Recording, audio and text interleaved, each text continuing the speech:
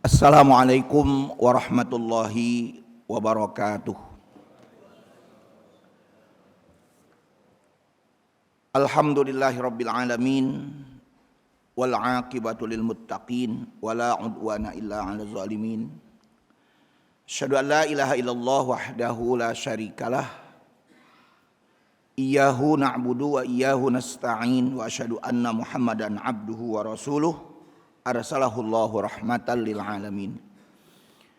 Allahumma salli wa sallim wa barik ala hadan nabiyil karim war rasulil azim Muhammad ibn Abdillahil amin wa ala alihi wa sahbihi hudatil mujahidin, amma ba'd.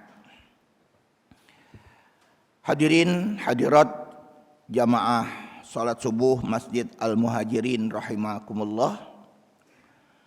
Kita awali dengan memanjatkan puji syukur kehadirat Allah Subhanahu wa taala atas limpahan nikmat, izin buat kita sekalian. Kita masih diberikan kemampuan oleh Allah untuk bersama-sama melaksanakan salat subuh berjamaah.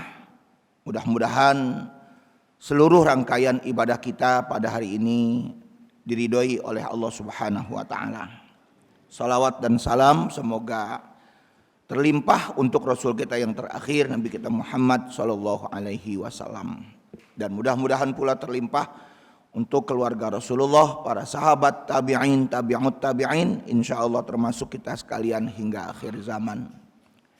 Alhamdulillah Bapak dan Ibu sekalian, kita berjumpa kembali 2 bulan kita tidak bersua di dalam kajian setelah sholat subuh ini, yaitu bulan Maret dan bulan April kemarin, dan saya berhalangan untuk di bulan April pada bulan kemarin. Bapak sekalian, kita akan lanjutkan pembahasan kita di seputar fikih yang pada saat itu kita sudah selesai membicarakan hal-hal yang menjadi rukun dalam sholat, ya, rukun-rukun sholat itu sudah kita paparkan pada saat itu. Kali ini kita ingin memahami adanya perbedaan di dalam kita sholat, kita sebagai laki-laki dan ibu sebagai perempuan. Materi ini saya anggap perlu karena kalau saya pernah mendengar dari ustadz-ustadz sebelah sering mengatakan perempuan dan laki-laki itu sama saja katanya kalau lagi sholat, nggak ada perbedaan-perbedaannya. Jadi ustadz yang mengatakan bahwa tidak ada perbedaan di dalam sholat baik laki-laki maupun perempuan ini, nah ini saya nggak tahu apakah dia ini mengklaim dirinya karena memang nggak tahu atau memang kekurangan pengetahuan itu sendiri, ya, kekurangan ilmu, kekurangan referensi dari hadis-hadis yang memang sudah ada di dalam buku-buku hadis tersebut atau kitab-kitab hadis tersebut. Bapak dan Ibu sekalian, perbedaan yang kita tekankan nanti di sini jelas ini semuanya berdasarkan hadis-hadis Nabi Shallallahu Alaihi Wasallam. Jadi bukan berdasarkan pendapat atau qaul ulama semata. Tapi memang pendapat ulama tersebut dasarnya juga adalah hadis-hadis Nabi. Jadi bagi kita sekali lagi tidak perlu ragu-ragu untuk bisa mengamalkan dari perbedaan-perbedaan tersebut, ya, karena biar bagaimanapun sekali lagi sholat yang sudah dijelaskan di dalam hadis-hadis sunnah Rasul ini menjadi lebih baik buat kita, dan itu pula lah yang terbaik buat kita di dalam beribadah kepada Allah Subhanahu wa taala. Baik, Bapak dan Ibu sekalian, kita berikan tema di situ perbedaan sholat pada laki-laki dan perempuan. Sholat yang dilakukan oleh perempuan berbeda dengan laki-laki dalam 5 hal. Jadi ada 5 perbedaan yang harus kita cermati antara laki-laki dengan perempuan, khususnya barangkali ibu-ibu dalam masalah ini. Yang pertama adalah ketika ruku dan sujud, bagi laki-laki jelas dalam masalah ini kedua tangannya itu direnggangkan. Ya, jadi ketika ruku maka ibu-ibu jari jari-jari tangan kita ini ya kita renggangkan ketika memegang dengkul kita. Jadi jangan dirangkutin begini, direnggangkan. Dan kemudian posisi antara perut dengan paha kita juga itu renggang.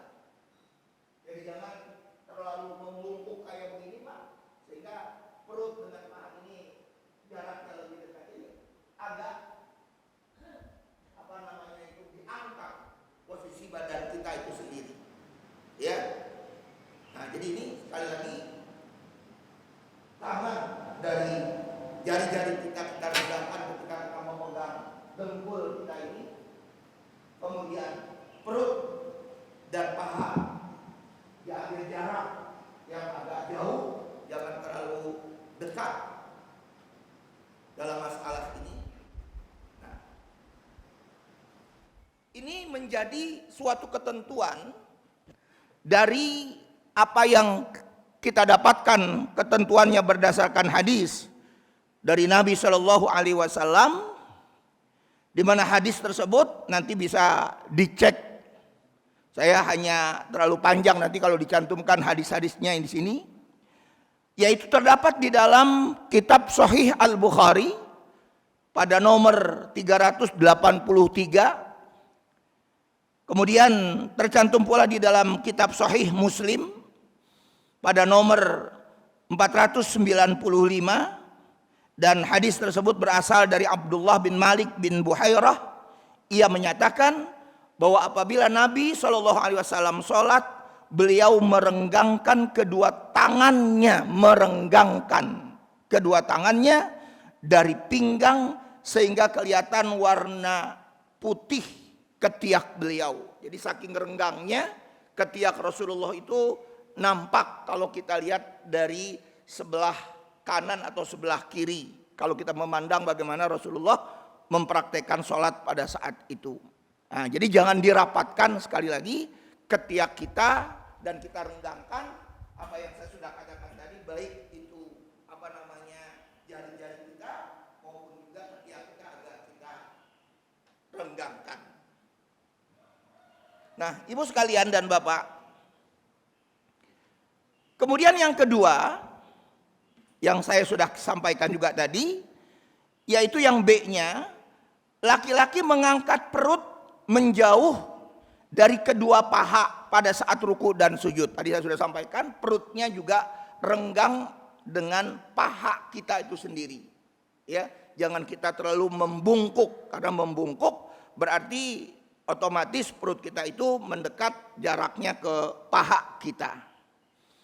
Nah, ini pun kita dapatkan di dalam hadis ya Sunan Abu Dawud. Ya, jadi Bapak sekalian, ada sebutan-sebutan hadis dulu nih Pak, sekedar informasi saja ya. Kalau yang namanya Bukhari dan Muslim, itu kitab hadisnya disebut Sahih Bukhari dan Sahih Muslim. Kitab hadisnya. Tapi nanti kalau disebut Imam Abu Dawud, Imam Nasai, Imam Tirmidzi dan Ibnu Majah, 4 perawi ini disebut nama hadisnya, kitab hadisnya adalah Sunan. Jadi Sunan Abu Daud, Sunan Ibnu Majah, Sunan At-Tirmidzi dan Sunan An-Nasai. Ya, itu disebut kitab hadisnya namanya Sunan. Nah, nanti untuk misalnya lagi hadis yang dihimpun oleh Imam Syafi'i, hadis yang dihimpun oleh Imam Imam Ahmad bin Hambal, nah itu nanti disebut dengan hadisnya itu namanya dengan sebutan musnad. Ya, nah ini sekedar informasi. Jadi kalau Bapak nanti barangkali membaca buku Musnad Imam Ahmad misalnya, Sahih Imam Al-Bukhari atau Imam Muslim, atau Sunan tadi yang saya sebutkan Imam Abu Daud misalnya. Jadi itu disebut dengan istilah Sunan. Jadi nama-nama hadis himpunan-himpunan hadis yang disusun oleh para perawi-perawi hadis ini jelas sekali lagi berbeda-beda penyebutannya, ya. Nah, jadi ini kita kembalikan lagi yang diriwayatkan oleh Imam Abu Dawud di nomor 735 meriwayatkan dari Abu Humaid tentang tata cara Nabi SAW sholat. Ia berkata, di situ saya tulis tangan Pak, sebut ini salah Pak hadisnya ini Pak nih. Apa namanya ini mesinnya ini Pak nih ya. Jadi saya tulis tangan, Bapak barangkali nggak ada kalau di Bapak perlu ditulis di papan tulis nggak Pak? Hadis yang sebenarnya ya.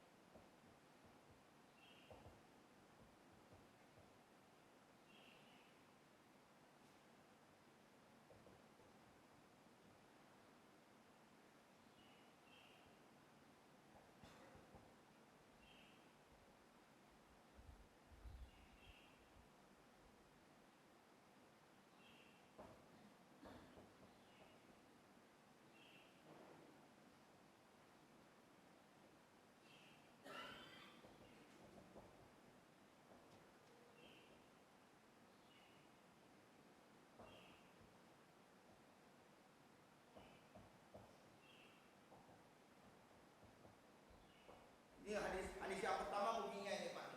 Wa idza sajada farraja baina fakhidaihi ghaira hamilin batnahu ala syai'in min fakhidaihi. Dan apabila Rasulullah sallallahu alaihi wasallam itu sujud sajada farraja, maka dia merenggangkan antara fakhidaihi, dua pahanya, ghaira hamil, yang tidak mendekat dengan batnahu, dengan perutnya, butun perut, ada syai terhadap sesuatu itu, atas sesuatu itu, min fakhidai, dari kedua pahanya. Jadi berdasarkan hadis ini jelas bagi kita dituntun oleh Rasulullah SAW untuk merenggangkan baik itu tadi ketiak kita dengan perut, demikian juga perut kita dengan dengan paha kita. Nah, ini hadis tadi yang sudah diriwayatkan oleh Imam Abu Daud. Kemudian yang C, Pak, laki-laki mengeraskan suara pada sholat-sholat yang diperintahkan untuk mengeraskan suara. Jahar yang kita sering bilang, kalau sholatnya adalah sholat jahar. Sholat jahar itu berarti sholat subuh, sholat maghrib, sholat isya. Itu yang jahar. Kita disunahkan untuk mengeraskan. Baik sendiri maupun berjamaah tentunya. Ya, jadi sendiri pun boleh-boleh saja mengeraskan suara di saat kita melaksanakan tiga waktu sholat. Subuh, maghrib dan isya. Ya, kemudian juga bagi perempuan jelas kalau memang dia sendiri dia tidak disunahkan. Artinya dia tidak usah mengeraskan suaranya, cukup dengan dirinya saja atau buat dirinya saja. Tapi berbeda kalau memang jamaahnya semuanya perempuan, imamnya juga perempuan. Ya. Jadi imamnya perempuan, jamaahnya semuanya perempuan di suatu tempat. Nah, itu boleh saja nanti sekelompok perempuan itu mengeraskan suaranya, tapi jangan terlalu keras tentunya, dengan mengatur yang penting terdengar untuk makmum di belakangnya itu dibenarkan atau dibolehkan ya dalam konteks seperti ini. Termasuk apalagi Pak? Termasuk apa? Untuk tidak dikeraskan yang terlalu keras. Perempuan membaca amin. Ya. Jadi membaca amin itu sendiri jangan juga terlalu dikeraskan bagi perempuan khususnya. Ya. Tapi apakah boleh sekedar untuk mengucapkan amin? Ya boleh, karena itu disunahkan. Ya, hadis Nabi Shallallahu Alaihi Wasallam itu, idza ammanal imam fa aminu fa innahu man wafaqa ta'minuh ta'minal malaikah ghufira lahu ma taqaddama min dzambih. Ya, apabila seorang imam mengucapkan amin, maka aminlah kalian bersamaan dengan imam. Barang siapa yang aminnya bareng dengan imam, maka Allah Subhanahu wa taala mengampuni, ghufira lahu ma taqaddama min dzambih. Allah Subhanahu wa taala mengampuni dosa-dosa kita yang lalu. Nah, jadi itu tentang mengecilkan suara yang harus dilakukan juga oleh perempuan, ya. Kemudian yang C atau yang ketiga, ya tadi sudah ya Pak yang ketiga, yang D maaf, yang D, apabila terjadi kesalahan pada imam, makmum laki-laki membaca tasbih subhanallah kalau imamnya kebetulan salah dalam jumlah rakaatnya. Ya, tetapi Bapak sekalian, kalau imam itu sudah berdiri tegak, bacaan tasbih bagi makmum itu tidak berlaku lagi. Jadi biarkan si imam itu berdiri tegak. Jadi jangan Pak, sebagai contoh misalnya, saya kebetulan jadi imam, saya salah, saya tidak menggunakan tahiyat awal, saya langsung bangun. Allahu Akbar. Tapi Bapak di belakang, subhanallah, subhanallah. Nggak berlaku lagi itu Pak. Karena saya posisi imam sudah sempurna berdirinya. Ya, nah, kalau berlakunya ucapan tasbih makmum ini bila mana masih separuh Pak. Allah, saya baru mau berdiri, kemudian makmum mengucapkan tasbih, nah saya langsung duduk untuk di tahiyat misalnya. Contohnya salah satunya prakteknya begitu Pak. Nah, jadi sekali lagi nanti jangan sampai nanti gaduh Pak. Kadang-kadang gaduh itu bisa jadi. Kita lagi sholat berjamaah, lalu imamnya sudah berdiri sempurna, tegak sempurna, Bapak baru baca subhanallah, subhanallah, yang lain lagi subhanallah, yang lain lagi subhanallah. Ya sudah berdiri tegak, itu nggak perlu si imam itu untuk turun. Nah, nantilah diganti dengan sujud sahwi. Nah, nanti persoalannya adalah apakah, nah, nanti pertanyaannya itu Pak, apakah tahiyat awal itu termasuk rukun atau bukan? Yang berkaitan lagi dengan masalah gerakan sunnah-sunnah hayat, ya, atau sunnah-sunnah fi'liyah. Nah, itu nanti persoalannya, pembahasannya tersendiri lagi di situ Pak. Nah, jadi sekali lagi dalam masalah ini si makmum atau kita kebetulan menjadi makmum, lalu kedapatan imam itu ada kesalahan dalam gerakan-gerakan, maka kita disunahkan untuk mengucapkan tasbih atau mengucapkan subhanallah selama si imamnya itu belum berdiri sempurna, belum berdiri tegak, ya, sehingga Bapak mau tidak mau ya harus ikut lagi gerakan imam itu. Walaupun memang gerakan imam itu salah, tadi kita sudah sebutkan. Walaupun gerakan imam itu salah. Kenapa demikian? Karena kita sudah berkomitmen, dia itu kita jadikan imam itu untuk diikuti. Ju'ilal imam liyu'tamma, kata Rasulullah. Dijadikan imam itu untuk diikuti. Jadi jangan sampai nanti gerakan imam dengan gerakan kita sebagai makmum itu berlawanan. Kalau kita sudah berbeda gerakan imam dengan gerakan makmum, berarti kita sudah dinilai tidak lagi berjamaah Pak. Makanya termasuk lagi, nah ini melebar sedikit Pak ya, termasuk lagi orang-orang yang anti kunut subuh misalnya. Ini anti kunut subuh. Kalau dia ngikutin gerakan imam, lalu dia tidak berkunut, dia juga salah. Dengan dia tidak mau berkunut, dia cuma begini. Kalau dia mengajarnya begini tanpa mengangkat kedua tangan, tapi dia mengaminkan bacaan si imam itu no problem. Itu nggak jadi masalah. Kalau dia seperti itu. Tapi kalau yang namanya dia mengatakan begini, kunut subuh itu bid'ah, nggak bisa misalnya. Tapi dia tetap ngikutin. Dia berarti sudah keluar dari kelompok berjamaah itu. Kalau dia sampai mengatakan seperti demikian, kunut subuh itu bid'ah dan lain sebagainya, dia bilang seperti begitu atau pendapatnya seperti begitu.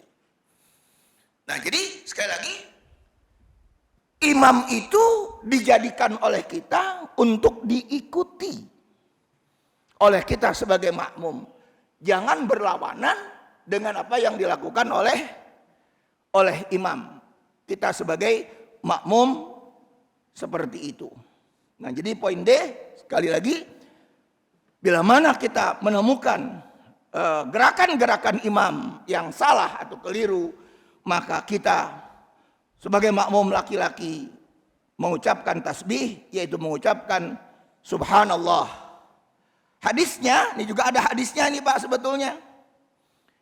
Di sini saya tulis Sahih Al-Bukhari nomor 625, Sahih Muslim 421. Hadis ini diriwayatkan oleh dari Sahal bin Sa'ad bahwa Rasulullah Shallallahu Alaihi Wasallam bersabda, "Man rabahu." Ini bunyi hadisnya Pak ya. Ini juga salah, yang ketikan hadisnya Arabnya ini salah. "Man rabahu syai'un fi salatihi falyusabbih fa innahu idza sabbahal tufita ilaihi wa innamat tasfiqu lin nisa." Barang siapa ragu dalam sholat dan ingin mengingatkan imam, maka hendaklah ia membaca tasbih. Hendaklah dia membaca subhanallah, tasbih. Karena apabila ia membaca tasbih, ia akan diperhatikan. Nah, jadi bacaan seperti itu sekali lagi dianjurkan di dalam Islam ketika kita sholat berdasarkan hadis yang diriwayatkan oleh Bukhari dan Muslim. Jadi ada di dalam Sahih Bukhari dan ada juga di dalam Sahih Muslim. Nah, kemudian yang kelima Pak, ini yang terakhir bagi laki-laki. Aurat laki-laki antara pusar dan kedua lutut. Nah, jadi ini maka diperhatikan ketika kita sholat ini, jangan sampai pusar kita kemana-mana. Kemudian juga sampai kedua lutut, sampai dengkul. Jangan sampai juga nanti paha kita pun terbuka ketika kita sholat. Nah, ini. Ya, barangkali kalau di rumah nggak begitu ini Pak. Ini kalau nanti ketika kita melaksanakan umroh dalam ihramnya, nah itu kan pakaian ihram khususnya bagi laki-laki. Ya jangan sampai nanti pusar kita kelihatan kemana-mana. Maka ketika Bapak menggunakan pakaian ihram itu, di atas pusar diikatnya, ya dikasih gespernya itu. Jangan sampai di bawah pusar, sehingga nanti pusarnya kemana-mana, dan itu adalah aurat. Sampai dengkul. Dalam hadis disebutkan bainas surrah war rukbah, antara pusar dan dengkul lutut. Nah itu batasan aurat bagi laki-laki yang harus ditutup ya ketika dia sholat. Ya, tentunya juga ketika dia keluar rumah. Nah, jadi maaf ini Pak untuk bapak-bapak sedikit melebar lagi. Ketika Bapak keluar rumah barangkali berolahraga ya, atau barangkali ikut kerja bakti itu ngebersihin saluran air, itu jangan sampai Bapak pakai kolor tapi kolornya di atas dengkul.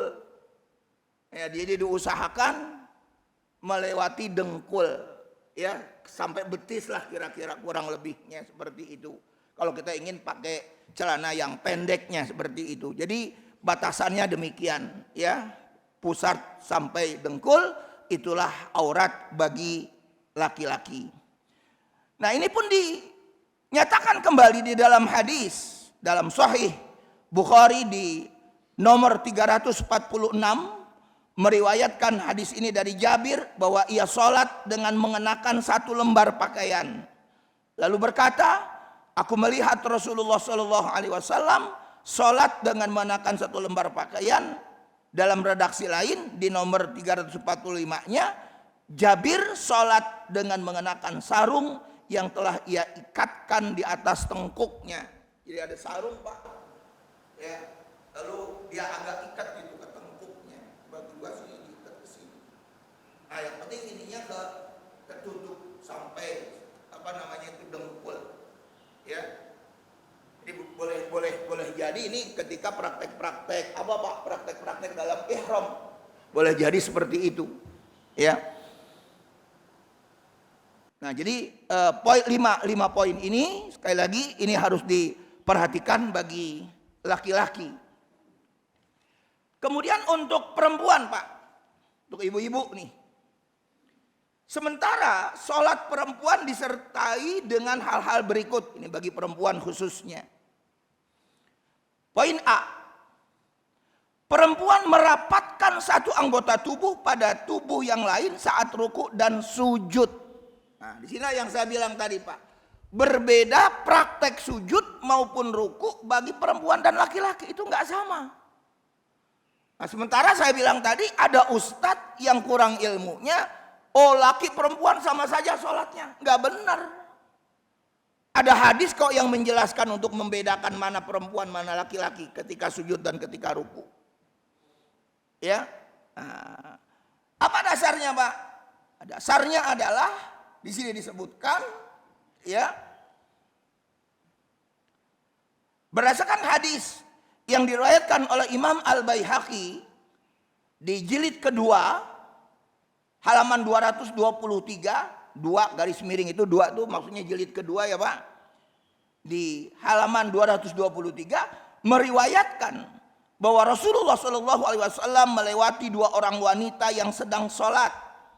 Melihat itu Rasulullah SAW bersabda, apabila kalian berdua sujud, maka rapatkanlah sebagian daging atau tubuh ke tanah. Ini ketika sujud ya Pak.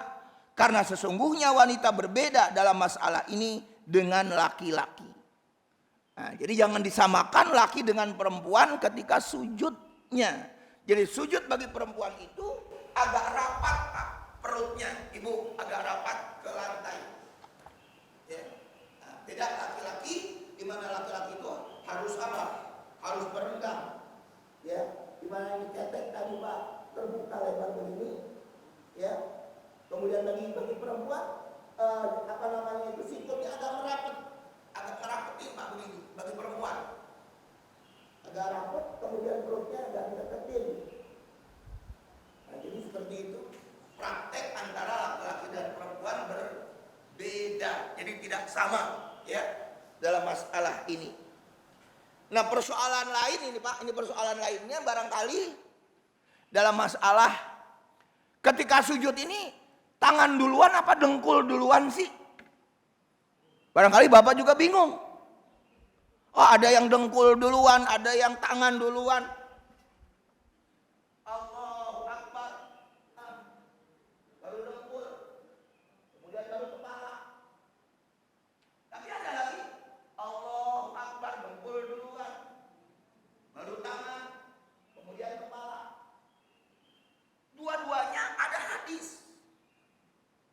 Cuman bagaimana mengamalkan hadis itu pertanyaannya Pak. Apakah yang harus kita amalkan dalam posisi kita sekarang ini? Bapak yang sudah tua, ibu yang sudah tua, ada penyakit, badannya sudah melar, tangan dulu. Nah, begitulah yang dilihat oleh siapa? Oleh Abu Hurairah ketika Rasulullah SAW itu sudah tua, di atas 50-an. Hadis itu dari Abu Hurairah. Dan ingat Pak, Abu Hurairah itu masuk Islam itu kurang lebih 3 tahun sebelum Rasulullah wafat. Jadi sudah tua. Kalau hadis itu berasal dari Abu Hurairah, maka Abu Hurairah memantau atau melihat praktik Rasulullah sholat itu sudah tua. Maka tangan duluan. Ya, tapi bagi bapak atau anak-anak muda yang masih sehat, yang badannya nggak melar atau tidak melar ya Pak ya, tidak obesitas, ya berarti dengkul duluan. Nah, yang dengkul duluan ini hadisnya dari Wail, yang melihat Rasulullah SAW ya masih agak muda, di bawah 50-an. Nah, jadi berbeda pengamalannya di situ. Jadi sekali lagi bagi bapak dan ibu yang satu saya katakan tadi ada penyakit, ya kata Ustadz Jafar ada nyeri cangkengnya katanya, ya udah mau nggak mau tangan duluan. Ya kalau cangkengnya memang merasa sakit atau yang obesitas takut jatuh, ya udah tangan duluan. ya, baru kemudian dengkul dan kepala kita atau apa, kening kita. Nah, jadi seperti itu. Sama Bapak mengamalkan doa iftitah. Ini melebar lagi Pak sedikit. Mana sih yang kita baca? Apakah yang kita baca itu Allahumma ba'id baini khotoyaya? Atau yang kita baca wajjahtu wajhiya lilladzi fataras samawati wal ard? Dalam doa iftitah. Para ulama memahaminya.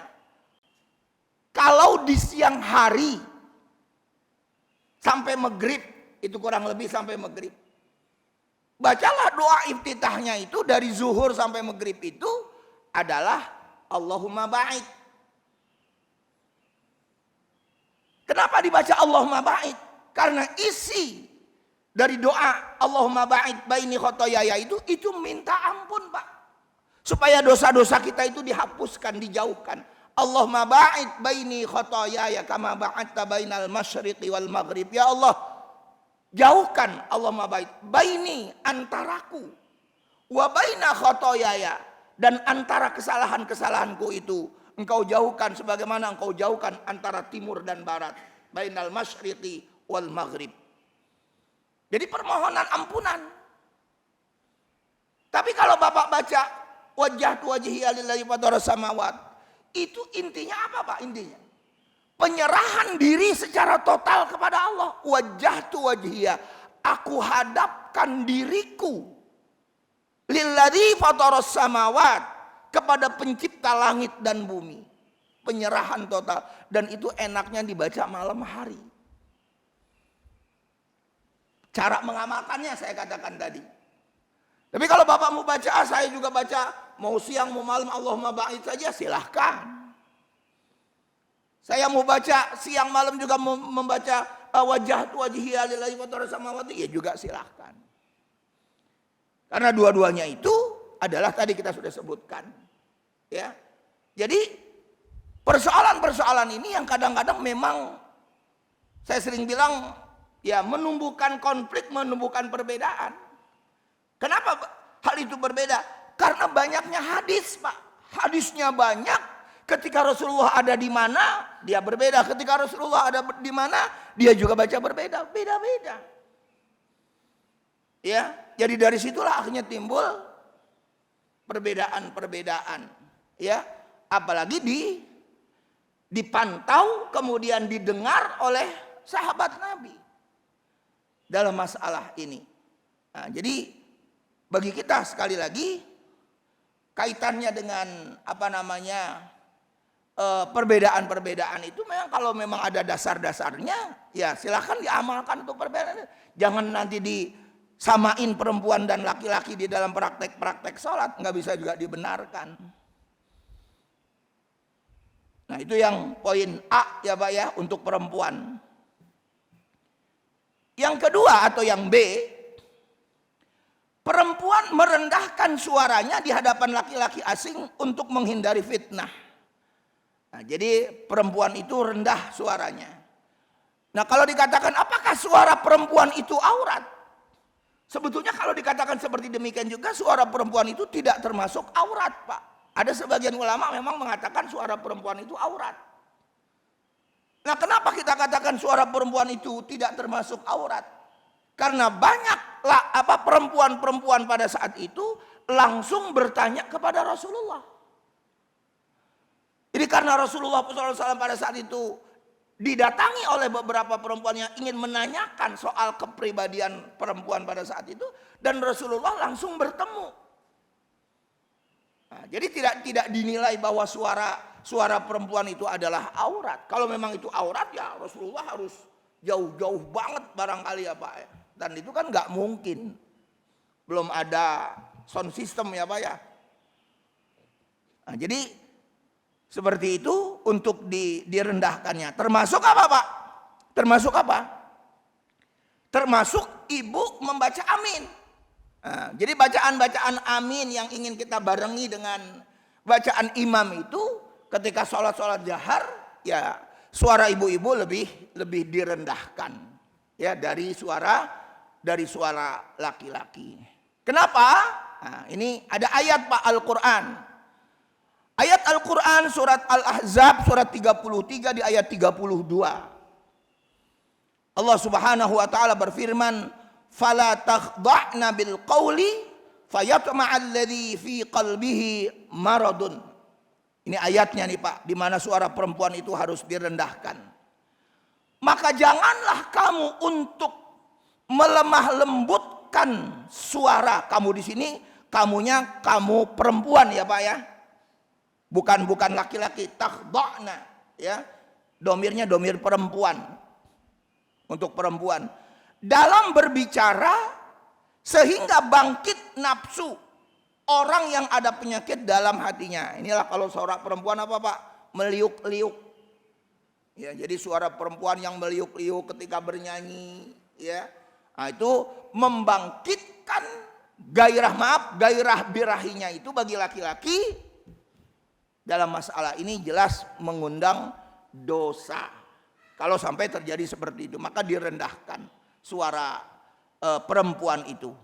Ya, kalau ada penyakit di dalam hati laki-laki, penyakit di sini bukan penyakit levernya Pak, ya penyakit kemunafikan begitu ya Pak ya, penyakit apa namanya perbuatan keji, ya itu penyakit yang dimaksud bagi laki-laki. Kemudian yang C, apabila ingin mengingatkan imam, ini kalau perempuan nih Pak, perempuan melakukannya dengan bertepuk tangan. Itulah yang disebut dengan tasfik.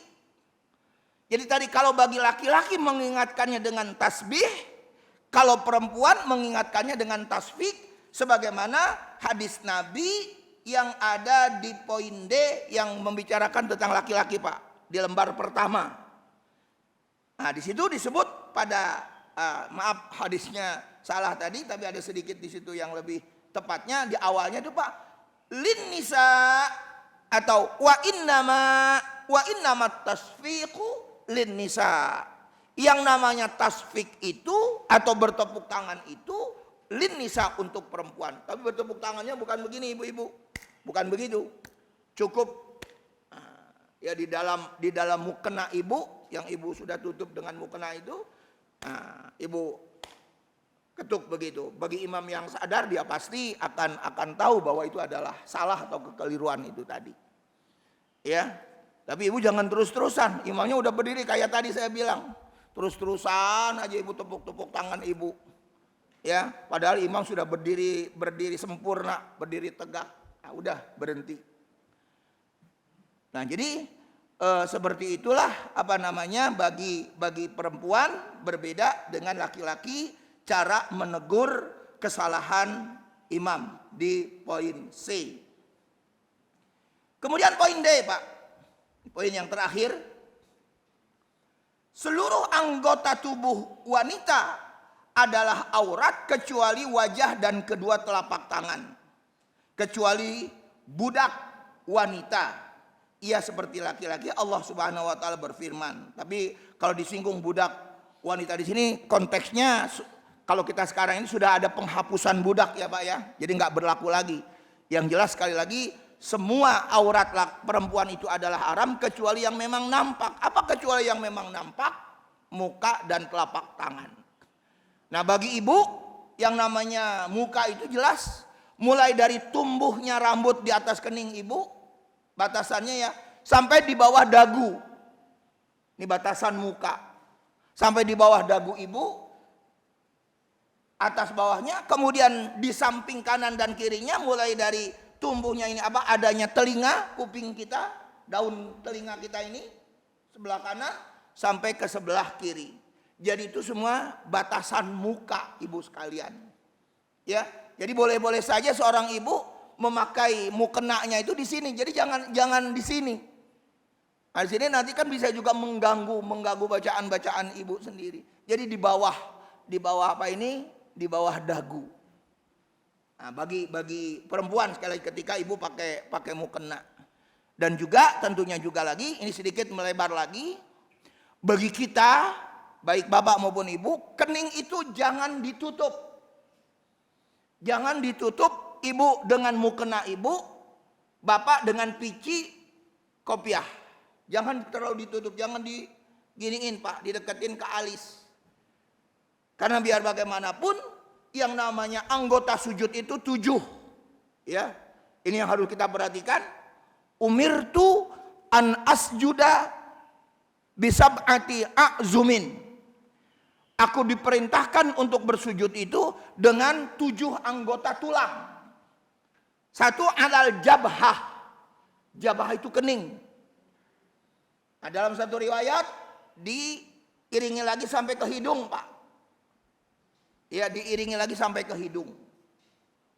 Kemudian 2 tangan, kanan kiri, telapak tangan, dengan cara yang sudah pernah saya katakan juga agak direnggangkan, ya. Dan kemudian tangan ini dijulurkan ke arah kiblat. Jadi jangan dibengkokin begini, Pak.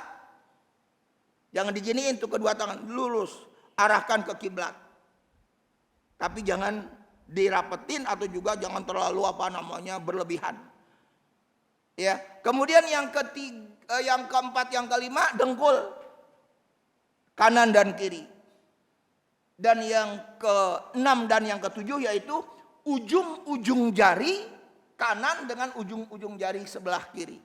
Dan ujung-ujung jari kaki kita ini agak ditekuk sedikit, kemudian diarahkan ke kiblat lagi. Jadi cara prakteknya adalah, ya, cara prakteknya tadi kita sudah sebutkan di saat kita rukunya, sujudnya juga sama tadi, terserah tadi untuk mau dengkul apa tangan duluan, ya.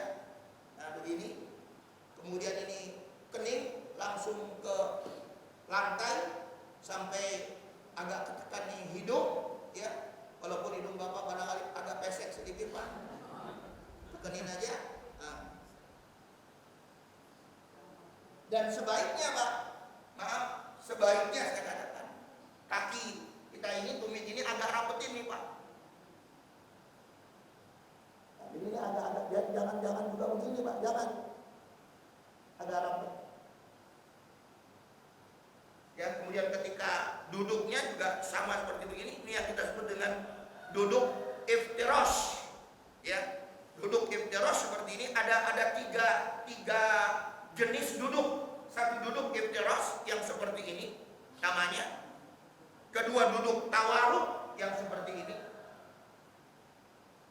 Pantat langsung mendudukin lantai. Dan yang ketiga duduk ik'a. Ini duduk ik'a namanya Pak. Ini biasanya dipakai ketika tahiyat awal maupun duduk di antara 2 sujud. Tapi praktek duduk ik'a ini nggak begitu populer. Tapi hadisnya juga memang ada. Ya, kalau Bapak ngelihat orang sholat duduknya dengan secara ik'a itu tadi, ya, itu hadisnya juga ada. Cuman nggak populer, sekali lagi. Itu namanya sujud, duduknya duduk ik'a, ya. Nah, jadi yang kita jelaskan lagi tadi di sini jelas bahwa keterangan-keterangan itu juga didasarkan pada hadis Rasulullah Shallallahu Alaihi Wasallam. Nah, kembali kepada perempuan itu tadi di poin D, Bapak dan Ibu sekalian, bahwa seluruh tubuh wanita itu adalah aurat kecuali muka, batasan muka tadi saya sudah sampaikan, kemudian telapak tangan. Dasar hadisnya dasar ayatnya tercantum dalam Quran surat 24 atau surat An-Nur ayat 31. Wala yubdina zinatahunna illa ma zahara minha. Dan janganlah mereka yubdin, merekanya adalah mereka perempuan, zinatahunna, ya. Kalau diartikan zinah di sini artinya Pak perhiasan sebetulnya. Nah, Allah Subhanahu wa taala membicarakan tentang aurat itu dengan bahasanya bahasa majaz. Dengan bahasa dikiasin gitu, Pak. Jadi supaya lebih apa? Lebih terhormat. Nah, disebutlah dengan istilah zinah. Zinah itu arti letterleknya sebetulnya hiasan. Ya, hiasan itu misalnya seperti ya kalung begitu atau aksesoris, ya. Nah, aksesoris yang dipakai sama perempuan itu disebut dengan zina, ya. Nah, di sini diartikan zina itu bukannya hiasan yang kita maksudkan tadi seperti aksesoris, melainkan yaitu aurat, ya, aurat. Bapak supaya jelas saja ya Pak ya. Kata aurat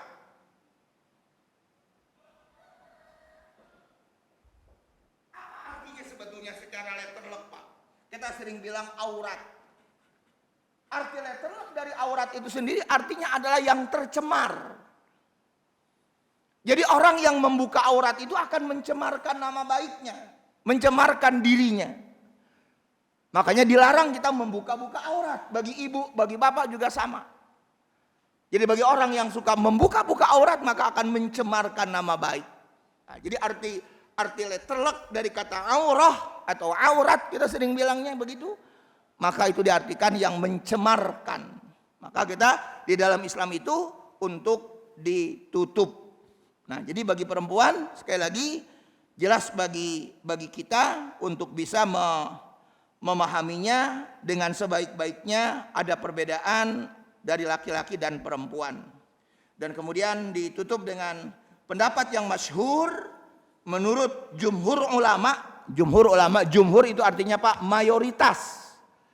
Ya, jumhur ulama berarti mayoritas ulama yang dimaksud dengan perhiasan pada ayat tersebut adalah tempat perhiasan, sedangkan yang dimaksud yang biasa tampak daripadanya adalah wajah dan telapak tangan. Nah, jadi itulah sekali lagi poin-poin yang kita bisa dapatkan untuk bisa lebih menyempurnakan lagi dalam kita sholat beribadah kepada Allah Subhanahu wa Ta'ala, sehingga mudah-mudahan semakin lama kita semakin lebih baik lagi dan lebih sempurna lagi apa yang kita sudah pahami ini. Saya kira demikian Bapak dan Ibu sekalian, mari kita gunakan ada sesi dialog atau tanya jawab. Dipersilahkan Pak.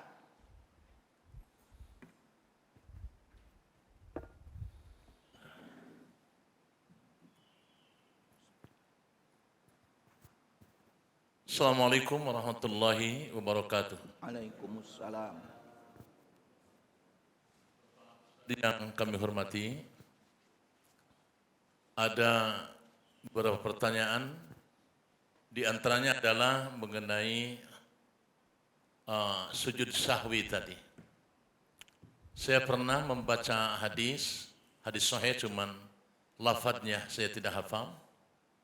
Rasulullah SAW melakukan sholat asar berjamaah, kemudian dilakukan kok cuma 2 rakaat. Maka selesai sholat, bertanyalah Zulqarnain, apakah sholat kita ini dikosor wahai Rasulullah? Rasulullah bersabda, apakah benar apa yang dikatakan olehmu itu wahai Zulqarnain? Benar, engkau sholat cuma 2 rakaat. Kemudian Rasulullah bertanya kepada para sahabat, benar yang dikatakan oleh Zulqarnain itu? Benar. Rasulullah menjawab, tidak, saya tidak mengqashar salat.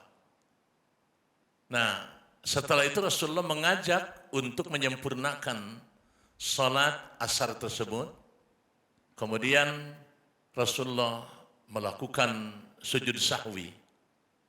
Pertanyaannya adalah, bagaimana prakteknya salat Rasulullah itu setelah salam di 2 rakaat, dan pada saat itu apakah tidak ada teguran pakai tasbih? Ini yang ditanyakan. Terima kasih, satu saja dulu. Assalamualaikum warahmatullahi wabarakatuh. Ya, memang betul Bapak dan Ibu sekalian, apa yang tadi disampaikan oleh Ustadz Ja'far itu intinya, kok mengapa Rasulullah SAW itu melaksanakan sholat asar berjamaahnya itu kok qasar dengan meringkas, kok 2 doang. Nah, apakah dalam masalah ini juga tidak ada praktek untuk tasbih? Kalau nanti kita lihat konteks-konteksnya itu sendiri, sebetulnya nanti berurutan lagi itu Pak. Ya, konteks-konteks tasbih itu nanti setelah apa yang terjadi. Jadi artinya setelah kejadian dalam kasus hadis tersebut seperti itu.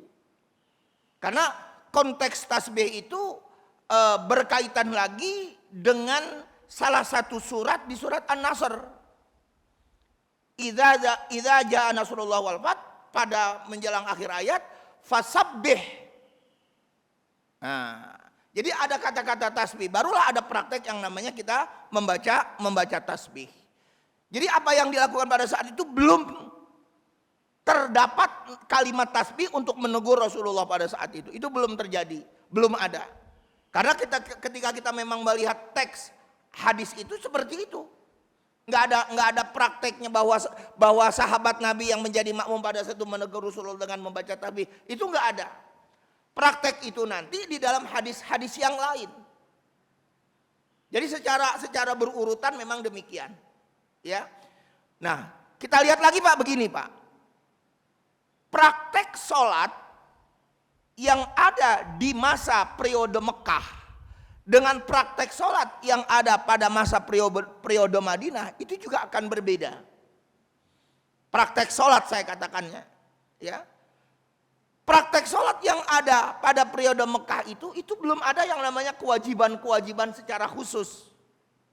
Belum ada kewajiban-kewajiban secara khususnya itu belum ada.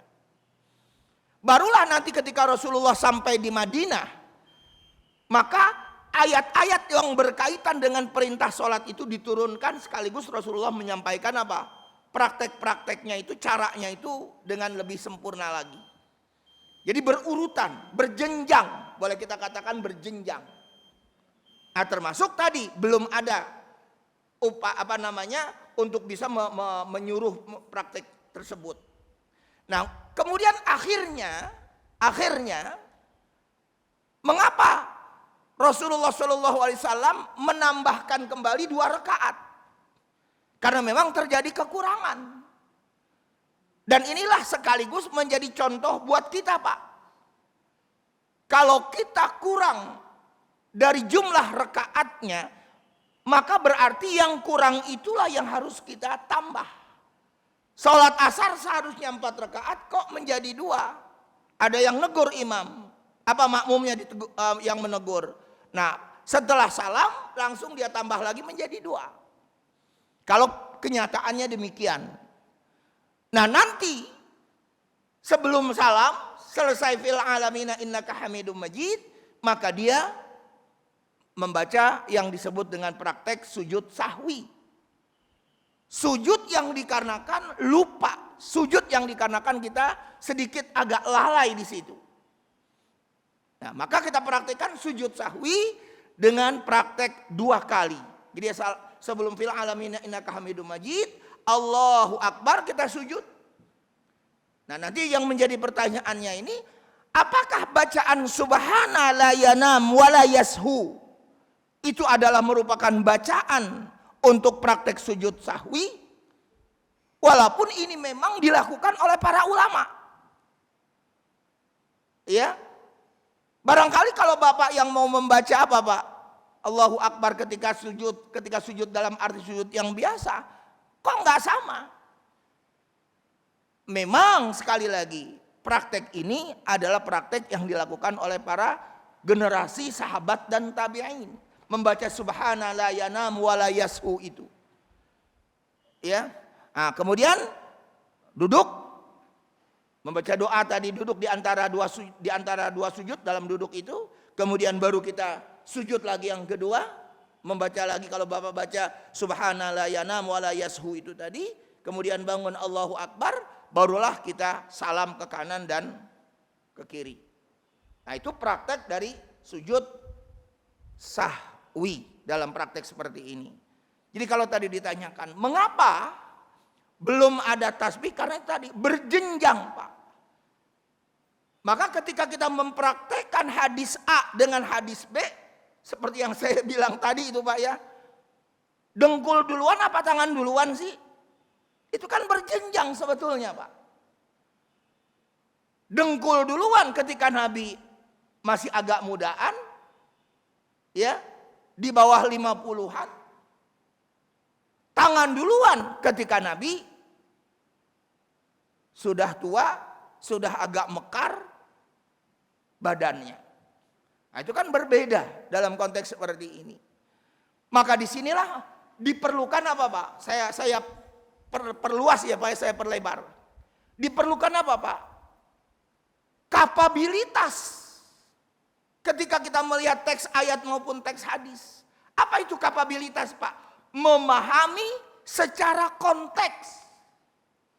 Maka memahami Quran, memahami hadis itu nggak bisa secara tekstual aja, nggak bisa. Ada konteksnya. Di saat kapan hadis itu diamalkan, di saat kapan ayat itu diamalkan, misalnya itu ada konteksnya. Sebab nanti ketika kita memahami teks ayat misalnya, dipahami secara teks saja, itu akhirnya bisa apa, Pak? Bisa sesat, bisa keliru.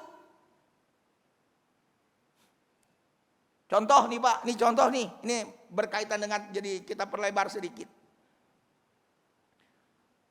Ini dipakai oleh kelompok sebelah. Ya, dipakai oleh kelompok sebelah. Ayat ini.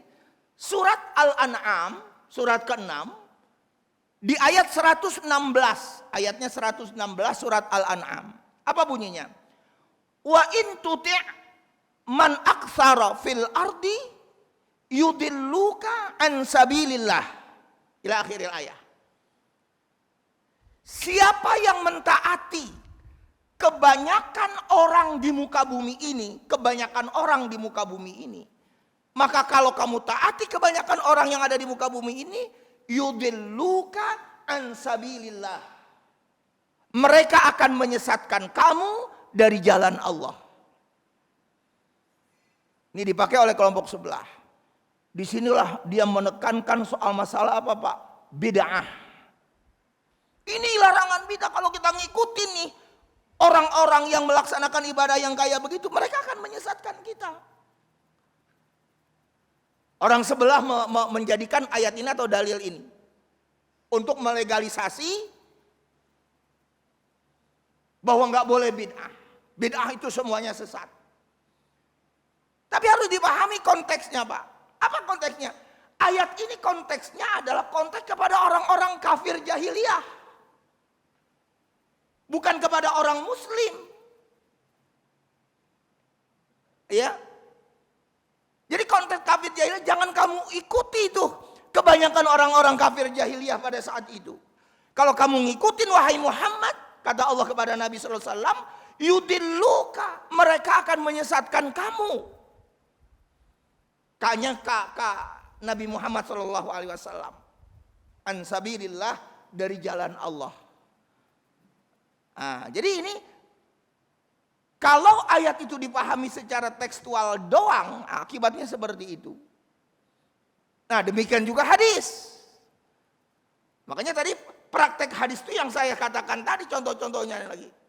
Apalagi persoalan-persoalannya saya pernah katakan salah satu fungsi hadis apa, Pak? Salah satu fungsi hadis untuk kita gunakan mengoperasionalkan amalan-amalan. Jadi ada apa? Ada operasional caranya. Hadis ini operasionalnya kapan? Salah satunya fungsinya seperti itu. Jadi kita nggak bisa mengeneralisir. Makanya dulu pernah kita bahas dalam materi usul fikih itu, ayat hadis itu ada yang namanya am, ada yang namanya khusus, ada yang ditakhsis. Ya, yang dikhususkan nggak bisa digeneralisir, nggak bisa. Ya, itu harus hati-hati seperti itu. Nah, jadi kita kembali lagi kepada pertanyaan Ustaz Jafar tadi, kaitannya dalam masalah ini memang bertahap, Pak, dalam konteks seperti itu. Karena itu di situ tidak kita temukan bacaan-bacaan kalimat tasbih. Dalam konteks itu betul itu hadis sahih, ya, di mana Rasulullah pernah, ya, melakukan sholat asar itu 2 rakaat, padahal seharusnya 4 rakaat, lalu ditegur oleh salah seorang sahabat. Lalu ketika itu juga Rasulullah bertanya lagi kepada sahabat yang lain, benar enggak si ini bilang begini? Kata sahabat yang lain, benar, engkau telah melaksanakan sholat asar itu 2 rakaat. Namun Rasulullah langsung berdiri dan melaksanakan lagi 2 rakaat disusul dengan sujud sahwi. Jadi dari praktek seperti itu pula bahwa adanya sujud sahwi, ya praktek sujud sahwi itu jelas ada beberapa sujud, Pak. Ini harus dipahami jenis sujud. Satu, sujud sahwi. Dua, sujud syukur. Yang ketiga, sujud tilawah. Dan yang keempat, sujud seperti kita sholat. Nah, itu harus kita pahami lagi tuh Pak, supaya kita lebih jelas macam-macam sujud itu tadi. Sujud sahwi, sujud syukur, sujud tilawah. Sujud tilawah itu ketika kita mendengar ayat-ayat tentang sujud, ya, seperti salah satu contohnya kalau imam membaca surat Al-Alaq, ya, wasjud waqtarib. Nah, maka kita disunah muakkadah, perintahnya seperti begitu, hukumnya oleh para ulama untuk melakukan sujud tilawah. Sajadah wajhiyah lilladzi khalaqahu wa syaqqa sam'ahu wa basarahu bihaulihi wa quwwatihi fatabarakallahu ahsanul khaliqin. Sujud tilawah. Dan termasuk ketika Bapak juga sedang baca Quran. Jadi bukan hanya sholat tuh Pak. Bapak lagi baca Quran, baik secara berjamaah, tadarusan, atau Bapak baca sendiri, menemukan hadis, menemukan salah satu ayat seperti itu, Bapak juga silahkan untuk mempraktekkan sujud tilawah tadi. Ya. Baik, saya kira itu Ustaz. Masih ada lagi Pak?